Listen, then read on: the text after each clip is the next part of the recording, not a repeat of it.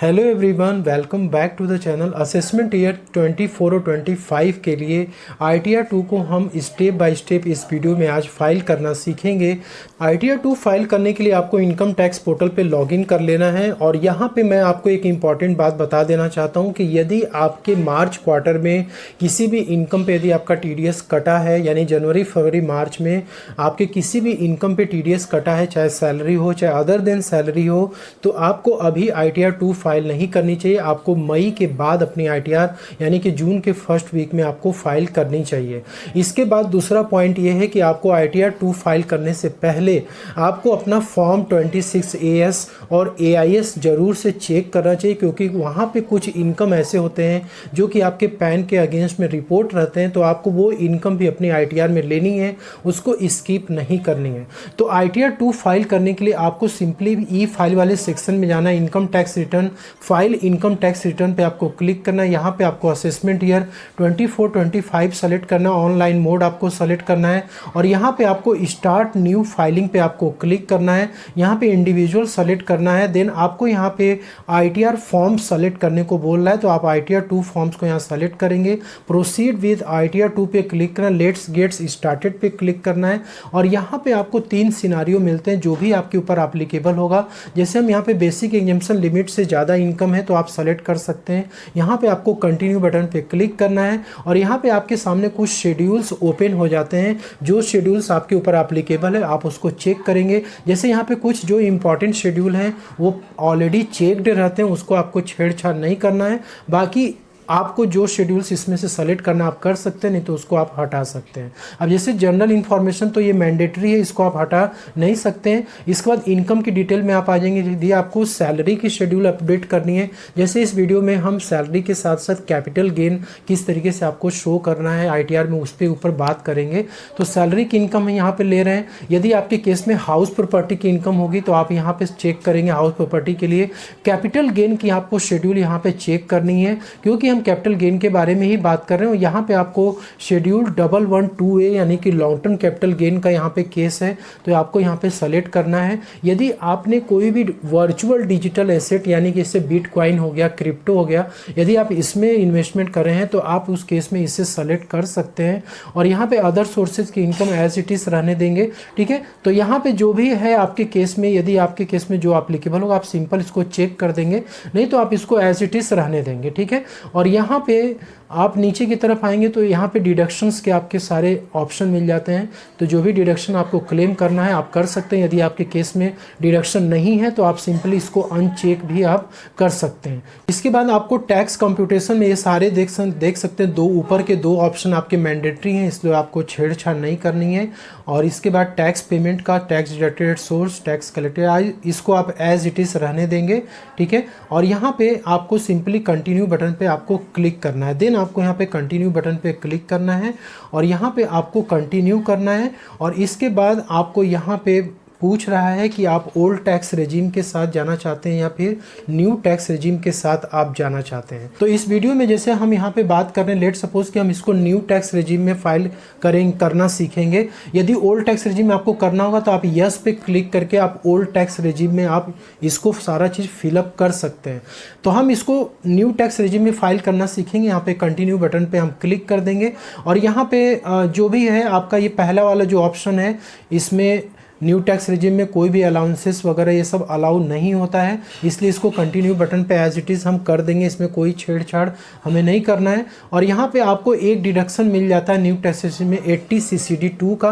Do you agree पूछ रहा है, यदि होगा तो यस करेंगे, नहीं तो आप एज इट इज़ नो पे रहने देंगे और आप कंटिन्यू बटन पे यहाँ पे आपको क्लिक करना है। इसके बाद ये जो आपका ITR आता है, इसके पहले आपको यहाँ भी प्रॉम्प्ट करता है कि आपको अपना AIS और TIS चेक करके तभी ITR फाइल करनी चाहिए। तो इसको सिंपली आपको ओके कर देना है और यहाँ पे आपके ये शेड्यूल्स जो है ओपन हो जाते हैं। ठीक है, तो इसके बाद यहाँ पे स्टेप बाय स्टेप प्रोसेस देखें। सबसे पहले जनरल इन्फॉर्मेशन में आपको यहाँ पे क्लिक करना है। तो यहाँ पे फाइलिंग स्टेटस में आपको सेक्शन 139(1) एज इट इज रहने देना है और यहाँ पे नीचे की तरफ आएंगे तो यहाँ पे देखिए आपको ओल्ड टैक्स रेजिम और न्यू टैक्स रेजिम के ऑप्शन को चूज करने के लिए बोल रहा है। तो हम यहाँ पे न्यू टैक्स रेजिम में ही फाइल कर रहे हैं, इसलिए हम इसको नो पे रहने देंगे। यदि आपको फाइल करना होगा ओल्ड टैक्स रेजिम में तो आप यस कर सकते हैं। ठीक है, बाकी सारे ऑप्शंस आप एज इट इज़ रहने देंगे। रेजिडेंशियल स्टेटस आपको यहाँ पे सेलेक्ट करना है, रेजिडेंट है, नॉन रेजिडेंट है। ठीक है, तो हम यहाँ पे रेजिडेंट पे सेलेक्ट करेंगे और यहाँ पे आपको पहला वाला ऑप्शन सेलेक्ट करना है कि इंडिया में 182 डेज या उससे ज़्यादा आप रहे हैं तभी आप रेजिडेंट कहलाएंगे, इसलिए आपको पहला वाला ऑप्शन चूज़ करना है। और यहाँ पे आपको नो पे सब ऑप्शन पे आपको नो पे यहाँ पे क्लिक करना है। ठीक है, और रिप्रेजेंटेटिव एसएससी यहाँ पे आपको नो रखना है, डायरेक्टरशिप में आपको नो रखना है, और यहाँ पे अनलिस्टेड इक्विटी शेयर्स भी आपको यहाँ पे नो रखना है।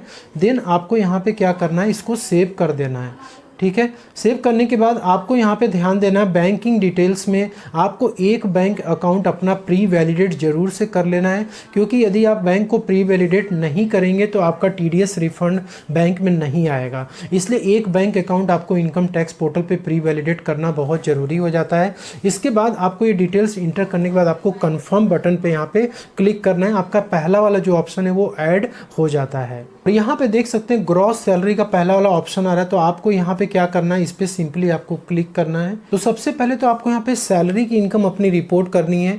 तो ये जो सैलरी की डिटेल्स होती है ये आपके ऑटोमेटिक AIS TIS से अपडेट हो जाता है यदि आपका TDS कटता है तो। यदि आपका TDS नहीं कटता है सैलरी पे तो आप अपनी सैलरी स्लिप से भी यहाँ पे डिटेल्स को, अमाउंट को आप इंटर कर सकते हैं।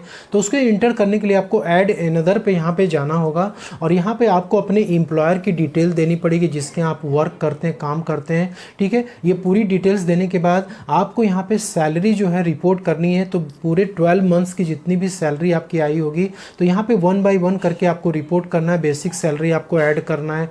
यदि आपको यहाँ पे कुछ अलाउंसेस वगैरह मिलते हैं तो आप यहाँ पे इंटर कर सकते हैं। देख सकते हैं काफ़ी सारे अलाउंसेस यहाँ पर हैं, जैसे कि डियरनेस अलाउंस है, कन्वेंस अलाउंस है, ठीक है, और HRA है, लीव ट्रेवल है। ठीक है, ये जितने भी अलाउंसेस आप देख रहे हैं आपको सैलरी में तो ऐड करना होगा न्यू टैक्स रेजिम में, लेकिन आप उसका कोई भी एग्जेम्पशन यहाँ पे क्लेम नहीं कर पाएंगे। सिर्फ और सिर्फ आपको जो कन्वेंस अलाउंस मिलता है और ट्रेवलिंग अलाउंस वगैरह मिलता है, डेली अलाउंस मिलता है, उसका एग्जेम्पशन आप यहाँ पे क्लेम कर सकते हैं। तो यहाँ पे जितने भी अलाउंसेस वगैरह आप चाहें तो यहाँ पे इंडिविजुअल भी कर सकते हैं, नहीं तो पूरा टोटल अमाउंट आप करके यहाँ पे सैलरी में आप डाल दीजिएगा। उसके बाद यहाँ पे वैल्यू ऑफ परक्विजिट्स का ऑप्शन आता है कि यदि आपको कोई भी परक्विजिट्स यानी कोई सुविधा आपको मिली है एम्प्लॉयर के द्वारा तो उसका वैल्यूएशंस आपको करना होगा। एकोमोडेशन का, कार का, स्वीपर गार्डनर्स का, जो भी आपको परक्विजिट्स मिलती है उसकी डिटेल्स अमाउंट यहाँ पे आ जाती है। और यहाँ पे यदि आपका किसी अदर कंट्री में यदि कोई भी रिटायरमेंट बेनिफिट आपको आ रहा है तो आपको यहाँ पे ऐड एनदर पे जाके आपको क्लिक करके ऐड करना है अमाउंट। यदि ऐसा कुछ नहीं तो आप इसको एज इट इज़ सिंपली इसको आप छोड़ देंगे। इसके बाद यहाँ पे आपकी ग्रॉस सैलरी की टोटल अमाउंट यहाँ पे आ जाएगी। ठीक है, जैसे ही आएगी आपको यहाँ पे ऐड बटन पे क्लिक करके इसको ऐड कर लेना है। तो सैलरी की डिटेल्स ऐड जैसे ही आप करेंगे आपकी सैलरी यहाँ पे आ जाएगी, टोटल अमाउंट। ठीक है, आपको एक से ज़्यादा एम्प्लॉयर से यदि मिला है तो आप ऐड एनदर पे क्लिक करके दूसरे एम्प्लॉयर का भी आप सैलरी ऐड कर सकते हैं। और यहाँ पे थर्ड नंबर पे है allowances to the extent exempt under section 10। तो सेक्शन 10 में जैसे मैंने बताया न्यू टैक्स रेजिम में आपको कन्वेंस अलाउंस हो गया, डेली अलाउंस हो गया, ट्रांसपोर्ट अलाउंस जो कि हैंडीकैप्ड वगैरह या डिसेबल पर्सन को दिया जाता है, ये सारे अलाउंसेस यहाँ पे अलाउ किए गए हैं। तो आपको यदि करना होगा तो आप यहाँ पे क्लिक करके उसको ऐड कर सकते हैं अलाउंसेस। तो आपकी सैलरी में से ये अलाउंसेस माइनस हो जाएंगे। और जैसे मैंने बताया ये रिलीफ अंडर सेक्शन 89A का है, तो यहाँ पर उसका भी अमाउंट आप यहाँ पे चाहें तो क्लेम कर सकते हैं। और यदि कुछ नहीं तो आप छोड़ देंगे, नेट सैलरी आपकी यहाँ पे आ जाएगी। और यहाँ पे आपको डिडक्शन मिल जाता है, 80 डिडक्शन आपको मिल जाता है। स्टैंडर्ड डिडक्शन यहाँ पे 50,000 रुपीज़ का आपको स्टैंडर्ड डिडक्शन मिल जाएगा। और यहाँ पे इंटरटेनमेंट अलाउंस वगैरह और प्रोफेशनल टैक्स ये आपको न्यू टैक्स रिजिम में देखने को नहीं मिलेगा। यदि आप ओल्ड टैक्स रिजिम में यदि भरेंगे ITR को तो आप इस बेनिफिट को क्लेम कर सकते हैं। और यहाँ पे आपको कुछ नहीं करना है, सिंपल आपकी सैलरी की इनकम आ जाएगी। देन आपको यहाँ पे कन्फर्म पे आपको क्लिक कर देना है। तो यहाँ पे सैलरी की इनकम ऐड हो चुकी है और यहाँ पे हम कैपिटल गेन की इनकम पे क्लिक करेंगे, क्योंकि हम यहाँ पे कैपिटल गेन की इनकम को समझेंगे किस तरीके से आपको रिपोर्ट करना है। यदि आपको शेयर मार्केट या म्यूचुअल फंड से यदि कोई भी कैपिटल गेन की इनकम हो रखी है तो आपको यहाँ पे किस तरीके से रिपोर्ट करना है। तो यहाँ पे देख सकते हैं कि सेक्शन 111A और सेक्शन 112A ये आपको दोनों पे इसको चेक करना है। इसके अलावा यदि आपने कोई ज़मीन बेची है या कोई बिल्डिंग आपने बेची है तो आप पहले वाले ऑप्शन पे आप क्लिक करेंगे। तो इस वीडियो में हम बेसिकली बात कर रहे हैं शॉर्ट टर्म कैपिटल गेन और long term capital gain on shares and equity mutual funds. ठीक है, तो ये दोनों आपको सेलेक्ट करना है और यहाँ पे और कोई भी ऑप्शन यहाँ पे आपको छूना नहीं है। ठीक है, और यहाँ पे आपको कंटिन्यू बटन पे आपको क्लिक करना है। तो यहाँ पे आपको दो ऑप्शन मिल जाते हैं। पहला तो आपको short term capital gain report करने के लिए मिलता है, दूसरा आपको long term capital gain report करने के लिए मिलता है। तो यहाँ पे सिंपली पहले शॉर्ट टर्म कैपिटल गेन को हम देख लेते हैं। यहाँ पे क्लिक करेंगे, ऐड डिटेल्स पे आपको यहाँ पे जाना है और यहाँ पे आपको सेक्शन 111A सेलेक्ट करना है और यहाँ पे आपको फुल वैल्यू ऑफ कंसिडरेशन यानी कि जितने में आपने बेचा है, कंपनी के शेयर्स को आपने बेचा होगा जितने वैल्यू का पूरे साल भर में, या फिर आपने म्यूचुअल फंड्स की यूनिट्स जितनी बेची है, तो ये डिटेल्स आपको कहाँ से मिलेगा। यदि आप शेयर मार्केट में यदि आप इन्वेस्टमेंट करते हैं तो आप जीरोधा प्लेटफॉर्म से, एंजल वन से आप करते होंगे, तो आप वहाँ से उनके वेबसाइट से जो है इसको आप डाउनलोड कर सकते हैं। वहाँ पे आपका कैपिटल गेन का पूरा डिटेल्स दिख जाता है कि आपका कितना सेल वैल्यू है, कितना आपने परचेस किया था, कितना आपको गेन हुआ है। Short term capital gain, long term capital gain आपको वहीं से मिल जाएगा। यदि आप म्यूचुअल फंड में इन्वेस्टमेंट किए हैं और उसको सेल आउट किए हैं तो आप कैम्प्स की वेबसाइट या फिर के फिन कार्ड की वेबसाइट से आप डाउनलोड कर सकते हैं। तो यहाँ पे फुल वैल्यू ऑफ कंसिडरेशन पे आपको जितने में आपने बेचा वो अमाउंट इंटर करेंगे, जो आपने खरीदा था म्यूचुअल फंड के यूनिट्स या फिर शेयर्स को, उसके कॉस्ट को यहाँ पे इंटर करना है। और विदाउट इंडेक्सेशन का यहाँ पे आपको ऑप्शन मिलता है, क्योंकि इंडेक्सेशन बेनिफिट शेयर मार्केट और म्यूचुअल फंड्स पे देखने को नहीं मिलता है। ठीक है, तो आपको कॉस्ट यहाँ पे इंटर करना है। और इसके बाद ये थर्ड पॉइंट है कि expenditure Holi and exclusively in connection with the transfer, मतलब शेयर्स को बेचते समय या फिर म्यूचुअल फंड यूनिट्स को बेचते समय जो भी आपके खर्चे हुए हैं उन खर्चों को आप यहाँ पे इंटर कर सकते हैं। जैसे ब्रोकरेज हो गया, कमीशन हो गया, ये सब आप यहाँ पे क्लेम कर सकते हैं। ठीक है, तो ये आपका क्या होगा, कैपिटल गेन की इनकम यहाँ पे कैलकुलेट हो जाएगी। यदि कुछ लॉस होगा तो लॉस भी यहाँ पे कैलकुलेट हो जाएगा। तो न्यू टैक्स रेजिम में यदि आपकी कुछ लॉस होगी तो उसको आप कैरी फॉरवर्ड करके नहीं ले जा सकते हैं, ना ही आप यहाँ पे सेटअप कर सकते हैं। तो यहाँ पे शॉर्ट टर्म कैपिटल गेन जैसे ही आपका अपडेट होगा तो यहाँ पे अमाउंट आपका शॉर्ट टर्म कैपिटल गेन का शो करने लगेगा। और इसके बाद लॉन्ग टर्म कैपिटल गेन यदि आपको हो रखा है तो सिंपली इस पर क्लिक करेंगे, ऐड डिटेल्स पे आपको जाना है और यहाँ आपको व्यू शेड्यूल 112A पे आपको यहाँ पे क्लिक करना है। लॉन्ग टर्म कैपिटल गेन के केस में आपको यहाँ पे दो ऑप्शन मिलता है। एक होता है कि आपको मैनुअली जो है डाटा को एंटर करना है, तो यदि आपका ट्रांजैक्शन कम है, ठीक है, तो आप ऐड डिटेल्स पे जा करके उस ट्रांजैक्शन को आप अपडेट करेंगे। लेकिन यदि आपके ट्रांजैक्शंस काफ़ी ज़्यादा हैवी हैं तो उस केस में आपको CSV टेम्पलेट डाउनलोड करना पड़ेगा और उसमें जो जितने भी ट्रांजैक्शंस आपके हुए हैं सबसे पहले उसको प्रिपेयर करना होगा उसमें, देन आपको यहाँ पे अपलोड करना पड़ेगा। यदि आपका यहाँ पे ट्रांजैक्शन बहुत कम है तो आप ऐड डिटेल्स पे क्लिक करेंगे। तो यहाँ पे आपको दो ऑप्शन मिलते हैं, डेट वाइज आपको सेलेक्ट करना पड़ता है कि क्या आपने 31 जनवरी 2018 के पहले कोई शेयर्स खरीदा था या फिर म्यूचुअल फंड्स की यूनिट्स खरीदी थी। यदि ऐसा होगा तो आपको पहला वाला ऑप्शन सेलेक्ट करना है। और यदि 31 जनवरी के बाद आपने खरीदा म्यूचुअल फंड यूनिट्स को तो आप क्या कि इस केस में कैसे आप रिपोर्ट कर सकते हैं। तो 31 जनवरी 2018 के बाद यदि कोई भी सिक्योरिटी शेयर्स या म्यूचुअल फंड्स आपने एक्वायर किया तो उसको कंसोलिडेटेड बेसिस पे आपको रिपोर्ट करना है। मतलब टोटल आपका कॉस्ट कितना लगा है उस म्यूचुअल फंड को खरीदने में, ठीक है, और कितना आपने खर्च किया है, या शेयर्स को खरीदने में कितना कॉस्ट लगा है, कितना आपने खर्च किया है, और टोटल वैल्यू उसकी कितनी है जितने में आपने उसको बेचा है। तो यहाँ पे सेल वैल्यू आएगी, यहाँ पे कॉस्ट आ जाएगा और यहाँ पे खर्चा आ जाएगा। तो ये डिटेल्स जैसे इंटर करेंगे इसके बाद फिर आपको ऐड पे क्लिक कर देना है। तो ये आपका लॉन्ग टर्म कैपिटल गेन क्या हो जाएगा, अपडेट हो जाएगा। तो कैपिटल गेन की शेड्यूल्स आप जैसे ही अपडेट करेंगे यहाँ पे आपको कंफर्म दिखा देगा और यहाँ पे आप चाहें तो लॉन्ग टर्म कैपिटल गेन आप इस शेड्यूल्स में भी अपडेट कर सकते हैं, चाहे तो आप यहाँ से भी अपडेट कर सकते हैं। दोनों जगह ही आपको ऑप्शन मिलता है, आप इसको कर सकते हैं। इसके बाद इनकम फ्रॉम अदर सोर्सेज का यहाँ पे आपको ऑप्शन मिलता है, तो इस पर आपको क्लिक करना है। अदर सोर्सेज में जैसे आपको सेविंग बैंक की इंटरेस्ट हो गई, फिक्स डिपॉजिट की इंटरेस्ट हो गई, डिविडेंड की इनकम हो गई, वो सारे आपको यहाँ पे डिटेल्स आपको अपडेट करने पड़ते हैं। यहाँ पे अदर सोर्सेज का इनकम अपडेट करने के बाद आपको ये सारे जो ऑप्शन मिलते हैं इसमें सिंपली आपको कुछ नहीं करना है। जो आपने इनकम अपडेट की है वो इनकम आपकी इसमें आ जाएगी और करेंट ईयर के जो लॉसेस होते हैं उससे सेट ऑफ होते हैं। तो न्यू टैक्स रेजिम में थोड़ा सा सिस्टम यहाँ पे चेंज है लॉसेस वगैरह का। जब आप इसको क्लिक करेंगे तो आपको खुद वो शो कर देगा कि कौन सी इनकम आपकी सेट ऑफ हो रही है, कौन सी नहीं हो रही है, ठीक है। और यहाँ पे ब्रॉड फॉरवर्ड लॉसेस भी आपको क्लिक करके जस्ट इसको कंफर्म करा देना है। कैरी फॉरवर्ड फॉरवर्ड लॉसेस वगैरह इसमें न्यू टैक्स रेजिम में आपको देखने को नहीं मिलते हैं। ओल्ड टैक्स रेजिम में ही आप कैरी फॉरवर्ड करके लॉस को ले जा सकते हैं, ठीक है, क्या चाहे कोई भी प्रकार का लॉस हो। और यहाँ पे आप देख सकते हैं शेड्यूल ऑफ इनकम में जो आपके स्पेशल रेट वाले टैक्स वाले जो थे, इसको आप क्लिक करेंगे तो जो आपके शॉर्ट टर्म कैपिटल गेन और लॉन्ग टर्म कैपिटल गेन वाले जो हैं इनकम, वो आपको यहाँ पे दिख जाएंगे, ठीक है। तो यहाँ पे आप देख सकते हैं कि सेक्शन 1112A में 10% का रेट है और इसका सेक्शन 1111A में 15% का रेट है।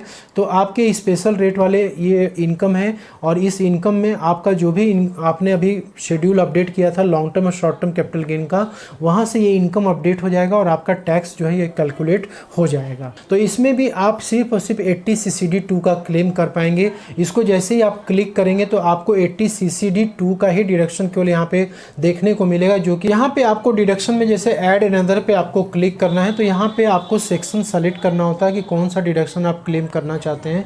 तो यहाँ पे देख सकते हैं आपके ये 80C से लेके 80U तक के डिडक्शंस जो हैं ये आपको यहाँ पे नहीं दिखेंगे, ये सब कुछ गायब हो चुका है। सिर्फ उसी आपको 80 CCD2 का डिडक्शन दिखेगा।